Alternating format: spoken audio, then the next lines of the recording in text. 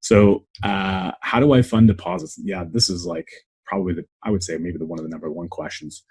So a lot of people are already putting money into different savings vehicles. Here's just a couple of the key ones that are up on the list.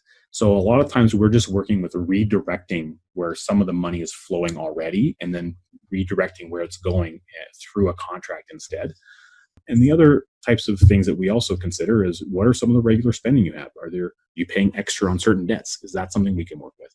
Making overpayments? Where can we make your cash flow more efficient in certain areas? So we have a lot of conversation around that. Then there's also equity swaps or asset shifting, where you have assets in one location and how we can transpose them over time into a contract, and then you can go get those assets back again, or something of that nature.